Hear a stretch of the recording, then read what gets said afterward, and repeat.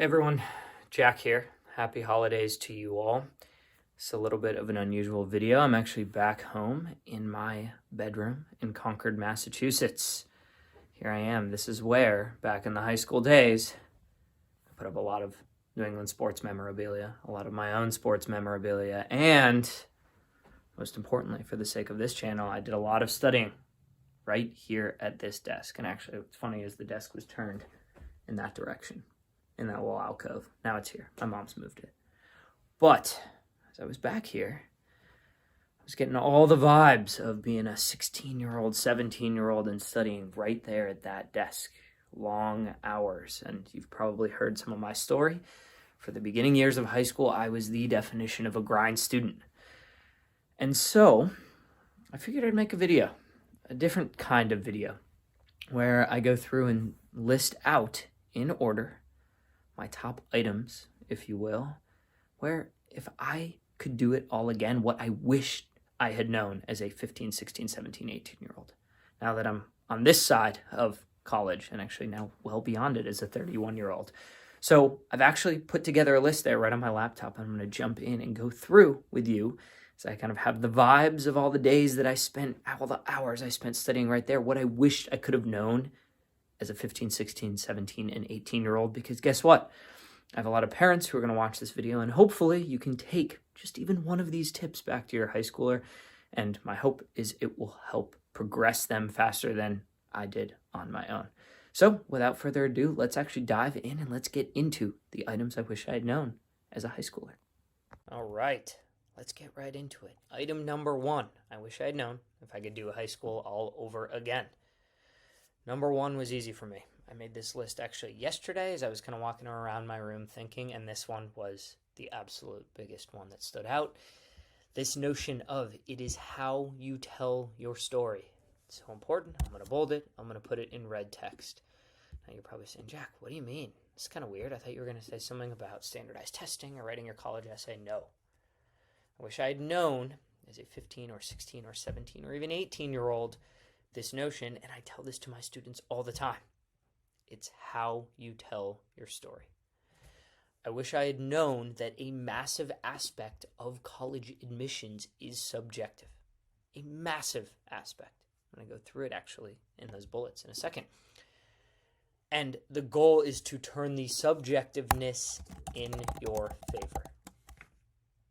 Turn the subjectiveness in your favor. I didn't know this. Okay, there are four main components to college admissions. Now, when I was a teenager, I probably couldn't have told you it was these four, but in general, I probably knew it was probably these four. But I know what my 16-year-old brain was like, and I absolutely just thought these were ironclad and they were as objective as possible. I would have told you college admissions is just objective. College admissions has a ranking system and you're either get in or you won't, and it's just objective. But as you'll see here, I'm going to go through the order of importance and actually talk through each of these and why I hope you'll understand this notion of it's how you tell your story is vital. And if I, as a 15 or 16-year-old, would have known that, I actually would have had a lot more confidence in crafting my story to present to college admissions versus I really didn't that much. I just kind of went with the flow and hoped it worked out. So here's what I mean by this. Before you're saying, all right, Jack, this is all kind of in the clouds. Here is what I mean. There are four main components to college admissions. I go through these often. You can see my past videos where I've dived into a lot of these. But in order, they are number one, your high school grades and the rigor of classes you take. Number two, your standardized test score. And yes, I know this whole test optional era. Feel free, you can go back. You can see my recent post with Larry Chung as to why I still believe if you get a good score, it is the second most important factor in admissions. Number three, your college essay or essays, given there are supplemental essays to write in addition to your Common App personal statement. And number four, what I always call your story, how you bring it all together. Of these four, let's start with high school grades. I call this subjective/objective. The objective part is what I only associated with high school grades, which is, okay, an A is good and will look good in college admissions. An F is bad and will look bad. That's fairly objective. I think we can all agree with that. But there is a huge portion to high school grades that are subjective. A college admissions rep cannot possibly know about every high school across the country or sometimes world that a student can apply from. That's why there's this actually thing called a 2-page school report that gets submitted by the high school to colleges to teach admissions reps at colleges about the high school. My high school, right around the corner down there, Concord Carlisle High School, has a 2-page report, and it describes the high school because there's a chance the college admissions rep might not know about my high school, and they might not know about the fact that Concord Carlisle, actually given the surrounding towns have a lot of AP classes, Concord Carlisle High School doesn't offer many AP classes. And so they need to put that in the 2-page report. This is where the subjectiveness of high school grades comes in. There are some schools in the country that are easier to get good grades at. There are other schools in the country that are hard to get good grades at. And I wish I had understood this notion and also understood the fact that at some of these elite schools, getting a grade, a letter grade like a C, can be somewhat disastrous because subjectively, a lot of these schools are just seeing A, maybe the occasional B. And just if you get a C, it can kind of be a death sentence on your application. And technically, right, from an objective standpoint, the drop from a B minus to a C plus is no different, like materially, than from an A to an A minus. But subjectively, the human on the side of the college admissions realm, that drop from B minus to C plus means a lot more in a negative fashion than the A to A minus. Even though technically every drop should mean the same amount, it doesn't. And so there's this subjectiveness to grades all over the place. There's also subjectiveness in the high school grades realm when it comes to grading. There's a huge aspect of high school grades that are subjective. That's why actually in my program, in addition to teaching study tips, I have an entire lesson called How to Get an A on Every Paper You Write in High School. That is truly the title of a lesson, and every student in my program goes through that. Now, it might seem like a little bit of a clickbaity lesson, but I disagree. What I teach in that lesson, I'm going to teach you all right now listening, is that I wish I had had the mindset as a 16-year-old to say a human is on the other side of grading this history paper of mine. Instead of just thinking, I'm going to write a good paper, I hope it works out, right? Understand that this grader is subjective. And there is no better way to accommodate for that subjectivity than to write the paper early, write it often, and check in with that teacher. 5-minute checks starting 2 weeks before the paper is due. You do that 3, 4, 5 times. 5 minutes, you pop into office hours, there is no way that teacher is not going to give you an A. It's just not going to happen. The teacher has checked in with you so many times prior to that paper being delivered that in essence they have approved every aspect of it. You check in when you create the thesis. Oh, you don't like the thesis? Okay, let's talk about it, right? But then guess what? The teacher approves the new thesis. Then you go back, you write paragraph number 1, check in. Oh, you want to tweak this? Great, right? Come by my office hours. By the time you do this enough times, that teacher cannot not give you an A. They have in essence approved every aspect of it. And the crazy thing is you actually as a student might spend less time with these intermittent 5-minute checks prior to the due date than the all-night marathon slog like I used to do as a sophomore, where you'd grind out a paper the night before for 7, 8, 9 hours. And then guess what? You go and hand it in and hope. And when you get that B plus back, you're like, oh, I really thought it was an A paper. Versus utilize the subjectivity to your advantage. Make sure you check in with that teacher steps along the way. So that's a massive, massive kind of mindset shift that I did not have until you'll see actually senior year. When I get into this in a little bit. My mindset definitely changed senior year of high school. But the first 3 years of high school, it was not there. And so I thought, oh, well, high school grades are just objective.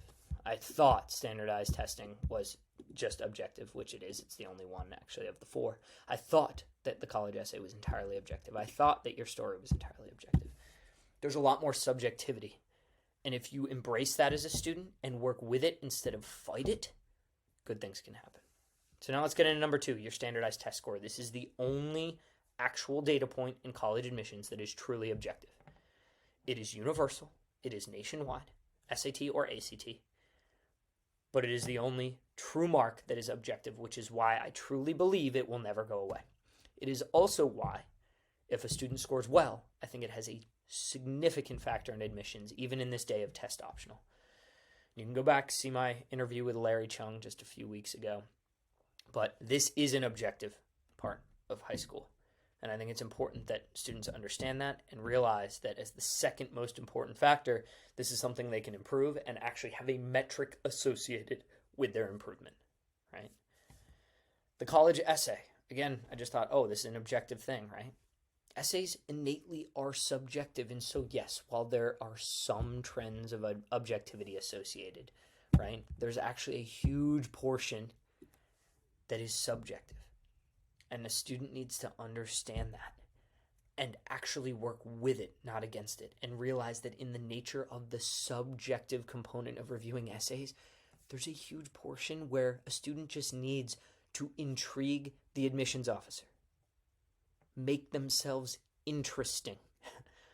Some people think I need to write this unbelievable essay and everything has to be perfect and perfect period here and perfect comma here. Sure, a well thought out essay that is structurally sound, great.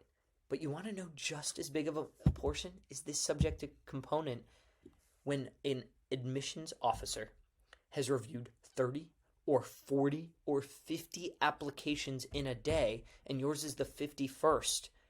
There is a huge subjective component of they just want your essay to be interesting. And so again, in my program, I teach that to students now. But boy, if I could have known that when I was writing my college essays, that would have just been a massive mindset shift, right? I would have absolutely structured my college essay in a way that was more interesting, more unique. Then number 4, your story. I talk about this often, but I think it's really important that students understand this notion of there are 8 minutes on average that your application is going to get reviewed. So how can you as a student structure a story, a clear, concise path that truly shows what you do in high school and how that leads right into the front door of college admissions and why you're going to continue on that path in college? I think it's important to understand that this, more than anything, yes, there are some objective components to it. I think we'd all agree that, like, if you're a student, there are certain accolades you can get that are objectively impressive, but for the most part, this one is subjective. So again, there's this notion of how do you remain an interesting applicant? How do you remain a unique applicant? And how do you align this story that you're putting together that's going to get reviewed for 8 minutes and actually present it to college admissions? I didn't understand this at all. At all. This was not in my repertoire to even consider like planning out my future story that I'm going to tell with college admissions in 1 or 2 or 3 years. So I think if I had understood this whole notion of it's how you tell your story, set yourself up for success in the 4 main areas of college admissions, it would have made my entire college applications a lot easier. And honestly, just my high school time a lot easier. I would have felt much more in control than I did. So let's move on to number 2. Number 2, I wish I had understood inputs, outputs, correlation. I did not understand this until really senior year of high school. And again, I'm going to talk about it actually down lower, number 3 or 4, about what changed senior year of high school. But until I get to that, just know I did not understand inputs, outputs, correlation. Now, if you hear saying, Jack, what are you talking about? Here's what I'm talking about. Same 4 main components to college admissions, right? High school grades, standardized tests, college essay, and your story in order of importance. Your high school grades are the most important. Guess what? High school grades takes 4 years of work, right around 7 hours a day going to school. And then I didn't even put in here, I don't know how many hours of homework, right? At my peak, mine was probably like 3 hours of homework. All of this, okay, so 10 hours a day, that felt like kind of junior year of high school. I was just grinding. And it is the most important factor. But that's a lot of time. A lot of time. The second most important factor, your standardized test score. Again, you can go back and see what Larry Chung said. He actually answered this question, the typical amount of time students are in his program to succeed. 3 to 12 months.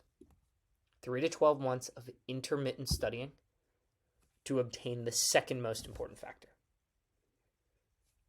That is critical. This difference right here. Both are very important. High school grades, slightly more important than the test score. But look at this. 3 to 12 months of intermittent work to get an elite score. And again, this isn't coming from me. This is coming from Larry, who's seen thousands and thousands of students go through his program to go from that 1,1200 score on the SAT up to the 1,1500 range. That was his answer. Compared to 4 years of 10 hours a day. If I had understood this, I would have absolutely prioritized my standardized test earlier than I did. My story, by the way, the test that got me into Vanderbilt was October of my senior year, a last-second test I signed up for. I didn't prioritize my standardized test as much as I had and as much as I would have if I just understood this notion of inputs to outputs. What is the input and what is the output? The input of grades is super high, 10 hours of work. The output is also high, the most significant factor. But the standardized test score, the input, not that high. 3 to 12 months of intermittent studying, and the output is massive. So the discrepancy here is huge. If I had understood this as a 16-year-old, it would have changed the next 2 years of my life. Sophomore, junior, senior year. Would have changed it because I absolutely would have prioritized it more than I did. Instead, it was, I don't know, way down on my list. 7th, 8th, 9th, behind every sport that I played, behind, certainly behind grades, but even behind things like, filling out the Common App and such. That was ridiculous, right? I misprioritized because I just didn't know the difference between inputs and outputs. And then, not to the same extent, because the college essay is certainly number 3 on the list, I would say. And it's significantly lower than 1 and 2, just so you all know. But, again, this is actually a pretty low input. In my program, my students go through a 6-week boot camp of essay writing to go from a blank piece of paper to a brilliantly crafted essay. 6 weeks done over the summer, start to finish, 6 weeks. Compare that to this, right? Input, low. Output, not as high as standardized testing, but pretty high. So, again, this is number 2 on the list.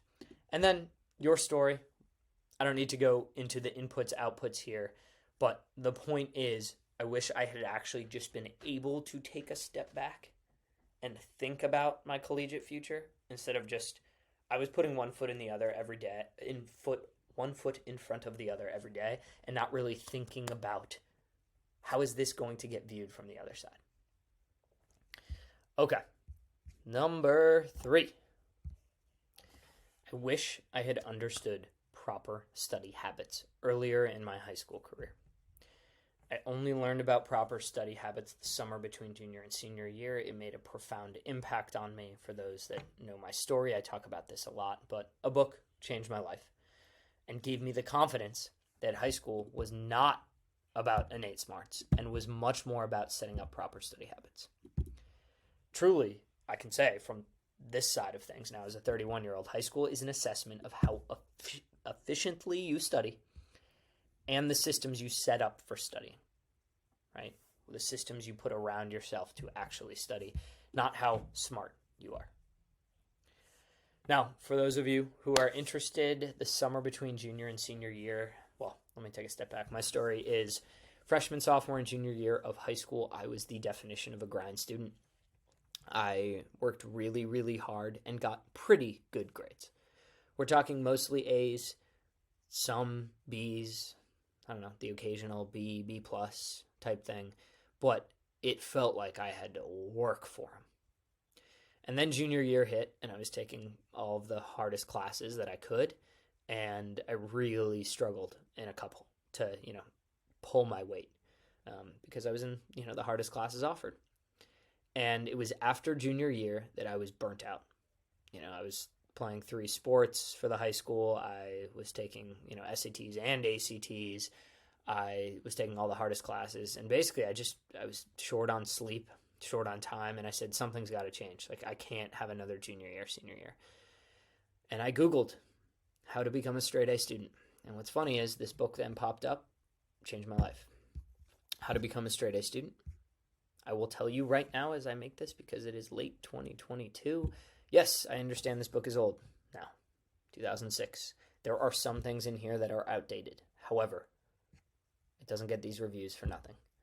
This book will change a student's mindset. Some of the recommendations in it, like have a filing cabinet or things like that, are outdated now. But what this book did is it gave me tremendous confidence that with proper systems and just thinking about the end result and how to work backwards from it, and not just, oh, this amount of textbook was assigned, so I'm just going to blindly read it and not think about why I'm reading it, but actually think about the end result, changed my whole mindset. I went from a grind student to senior year of high school. I did not get an A-, and I truly felt like I worked maybe half the amount, like studying. Didn't get an A-. It truly changed everything for me. I wish I had known this earlier, okay? I only figured this out by senior year and saw the effects senior year. And yes, it did drastically affect my college admissions chances. I know that. That is, my progress I made senior year helped me get into Vanderbilt. But if I could have known about how to become a straight A student, freshman or sophomore year of high school, things would have been a lot different. Not just from a college admissions standpoint, from a life happiness standpoint. What I would have done to be sitting at this desk as a 15-year-old and know the strategies that were presented in there that I learned as an 18-year-old. Now, I want to actually give you some actionable steps here in this video. So I recommend every high schooler set the tone with their organization. So step one, I'm just going to put it out there. I can't recommend this book enough. I recommend getting it. If your high schooler won't read it, I recommend you read it and summarize it for them. Or you can go on SparkNotes. Cal Newport has a bunch of SparkNotes. You can read that. But there's something about reading this whole book. It won't take that much time, but it just puts you in the zone and makes you realize that, oh, I can figure this out. What I mean by setting the tone is getting organized. First 3 years of high school, I thought I was organized, but I really wasn't that organized. What I recommend, in addition to getting and reading and embracing this book and understanding that it was written in 2006, so tweak it however you need for 2022, but also for each class in high school, getting one notebook, a good-looking hard-covered notebook, one that makes you feel like you are entering an important class, not a ratty notebook that's ripping, a good-looking notebook. I changed all my notebooks senior year of high school, changed everything. I went into each class with an objective, feeling confident because of this notebook. That might sound silly, but little things like this go a long way with mindset. Here's one that I Googled that I recommend. I really do recommend getting gridded notebooks. I think gridded notebooks help a lot, especially in STEM-oriented classes, math, science. But honestly, you can even use it for more English. It makes it a lot of times you can then break up the page vertically a lot easier because there are vertical lines you can follow. All my notebooks in high school and in college, I just went with gridded. This one I couldn't find one that has like more of a hardcover. I really tried. I used to use a website, notebooks.com. I think it's gone now. Sad. But anyway, the bigger point is though, you can see, right, when a high schooler shows up to class with a notebook looking like this, innately they're going to feel like this is more important than showing up with a ratty notebook with pages ripping out. In addition to one of these for each high school class, I strongly encourage a high schooler to get one or 1.5 inch 3-ring binder. And I found this on my parents' bookshelf 2 days ago. This is my physics binder from senior year of high school. You can see I even listed out the 4 most important formulas. And I found it, and here it is. Now I took all the stuff out, but you can see just a 1-inch binder. So every time I showed up to physics, I had this, and on top of it was just one notebook, one gridded notebook. That is the recipe for success. It keeps it minimalistic, it keeps it efficient, but then you show up, you have your instrument that you can take notes in, you have your instrument that you can keep pieces of paper in, and that is a recipe for organization. Now, I know some of you today might say, well, I've got my laptop and I can take notes there. If that's the case, then so be it. things were different in 2010. I get that. But I think the bigger theme is to have a system that you're proud of, that makes you feel organized and confident. When you then step into the class, you innately will have more confidence moving forward to embrace the systems that Cal talks about. So if you are interested, feel free, go get the book from Cal in my program. I actually ship that book to every student who joins because I think it's really important that students have the notion that with proper systems, anything is possible. My freshman, sophomore, junior year of high school, I did not know that. I thought it was, okay, I'm just going to have to grind and hope. What this will also teach a high schooler, to conclude here, is that actually studying can have and should have an end point. It should have an end point. I learned through the habits taught in this book that I could be done with studying. There was a time that my studying was complete. You know what that time is? When I went through my study system to prepare for a test and I could answer every question. Questions I got wrong went in this pile. Questions I got right went in this pile. Questions I got wrong, I recycled through. I got a few more right, move it to this pile. I got a few more right, move it to this pile. When all of the questions that have been presented on past homework assignments are complete, you know you can answer every type of question that will be presented on an eventual test. That was revelatory for me because it used to just be I would study with no plan. And it would be 1 or 2 o'clock in the morning and I'd say I need to go to bed. I'm getting up in 4 hours. That's not a recipe for success. This book will teach you proper study habits. This is why in my program I stress that students join my program on the earlier side because one of the very first weeks I walk them through many of the study habits presented in this book. I hope that helps. Let's move on to number 4. All right, fairly straightforward, but I wish 15-year-old Jack could have heard 31-year-old Jack tell him, hey, I know it's not easy, but appreciate the moment. You only get 4 of these years, 4 of these high school years, 4 of these years to join clubs and play on sports teams with your friend and live in your parents' house and have a bed at night and food on the table at night and be able to love your family. I did adopt this mindset senior year. I did. And I think a huge part of adopting that came with, seeing the finish line closer. When I knew that college was on the horizon, it was a lot easier for me to appreciate the moment now because there weren't many days left. But also understanding this. Having true confidence in the classroom made it so much less of a worry that was just hanging over me. And it made me actually be able to say, I'm going to dominate school, the classroom, and then I'm going to go appreciate the moment. And I wish that my younger self, my freshman, sophomore, junior self, could have had that mindset as well. It's not easy. There's a lot going on in a teenager's life. If you all are interested in more of my kind of thoughts on this aspect of helping teenagers, you can go back. I actually, a couple videos ago in my YouTube channel, do talk about this, so I won't belittle the point. But I think it's really important for a teenager's confidence to be able to have this mindset and understand that this day will come to an end. And when they do go off to college, that's going to be a great experience. But guess what? Those high school times, that time, me right there, playing hockey up there, playing lacrosse up there, playing soccer over there, those are over now.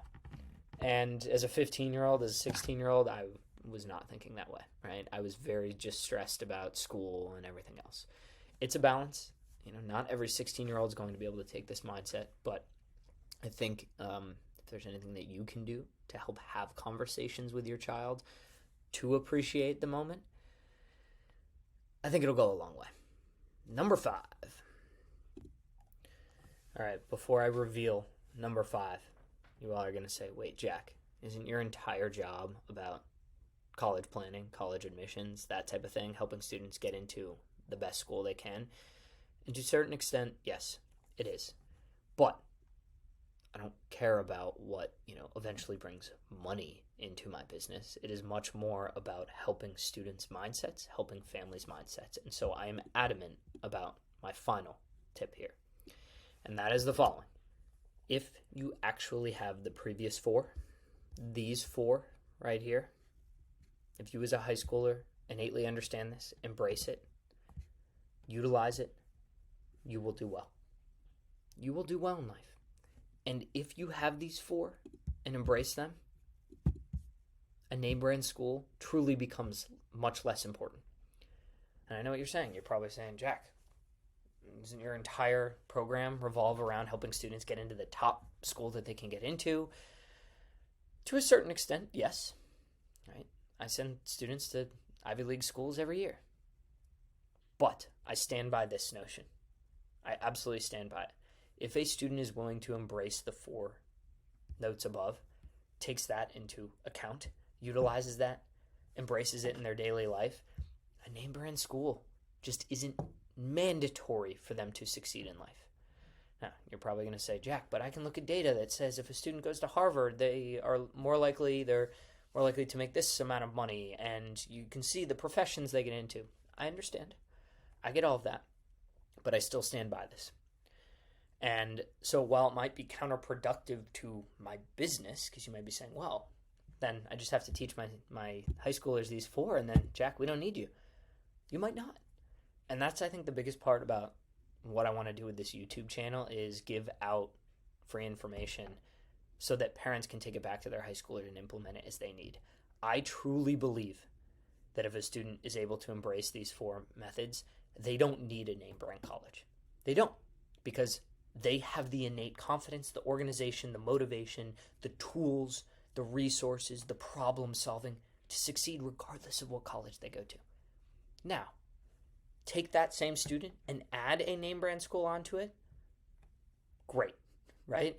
I'm not going to sit here and say that, oh, it's not a bonus if they can go to Harvard, but it's not mandatory. And I want that to be really, really clear, because if I, as a 16-year-old, truly believe that,